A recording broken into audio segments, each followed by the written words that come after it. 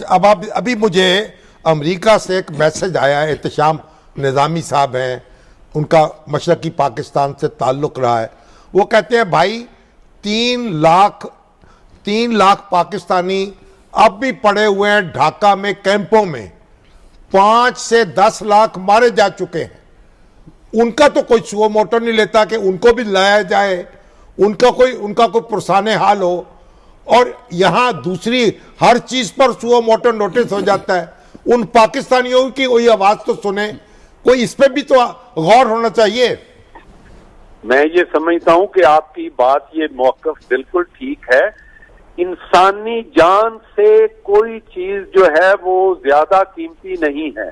और जैसे आपने फरमाया कि इतने लाख अगर पाकिस्तानी आज भी वहां कैंपों में पड़े हुए हैं, तो मैं समझता हूं कि ये हमारे लिए लम्हा फिक्रिया है कि हमारी हुकूमतें सिर्फ और सिर्फ अपनी नंबर गेम पे और एक दूसरे की विक्टिमाइजेशन के लिए ला बना रहे हैं, बल्कि अपने शहरियों के लिए नहीं बना रहे।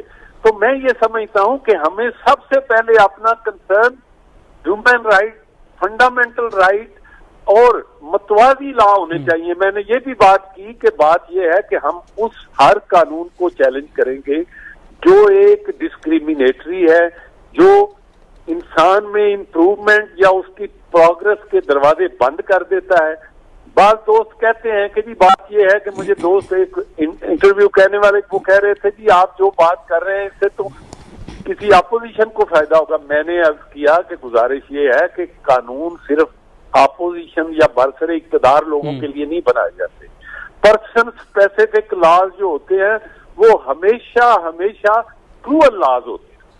वो इंसानी फितरत के भी खिलाफ होते हैं और असूल इंसाफ में हमेशा रुकावट पैदा करते हैं। और इससे एक जो आप एक रवायती तौर पे एक इंसान की तकदीस के लिए, अदारों की तकद्दस के लिए जो चीजें राह हमवार करते हैं, अपनी नई जनरेशन के लिए छोड़ते हैं, वो मैंने यही अर्ज किया। जब बात होती थी मियां साहब के दौर में जी नैब लॉ को अमेंड कर लें, देखिए ना, इक्तदार, दायमी इक्तदार तो सिर्फ खुदा की जात को है। इमरान खान ऊपर से लिखा के आए हैं कि उन्होंने यहाँ तो के बाद भी दोबारा आना है। यहाँ तो जिसके पास थोड़ा सा इख्तियार आता है वो खुद को खुदा समझने लग जाता है। ये बड़ा मसला है। भोन साहब, बात ये है, मुझे रोजाना मैसेज आते हैं, कॉलें आती हैं ढाका से। बांग्लादेश में जो पाकिस्तानी हैं वो बेचारे जानवरों की जिंदगी गुजार रहे हैं।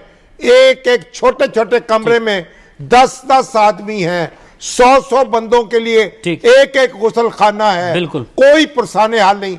आप जरा उनकी आवाज बुलंद करें, सुओ मोटो सुप्रीम कोर्ट उनका नोटिस ले, उनकी फरियाद सुने, उनको भी हम पाकिस्तान वापस लाएं। 30 लाख मुहाजिर, अफगान मुहाजिर हमने रखे हुए हैं और वो अपने पाकिस्तानी जो हैं आंखें बंद करके बैठे हुए हैं।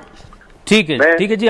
मैं आपकी बात को आगे बढ़ाते हुए एक बात करूंगा कि आपने ये बड़ी अच्छी बात पॉइंट आउट की। इसमें आप सुओ मोटो की जरूरत नहीं। हम ये आवाज अपनी बार के लेवल पे उन जो एक कसम परसी की जिंदगी गुजार रहे हैं अपने मुल्क से दूर, जिनके लिए कोई नहीं, हम उसकी आवाज बन के खुद पिटीशन लेके चले जाएंगे। मैं अपनी कैबिनेट में रखूंगा और आप ये बहुत शुक्रिया।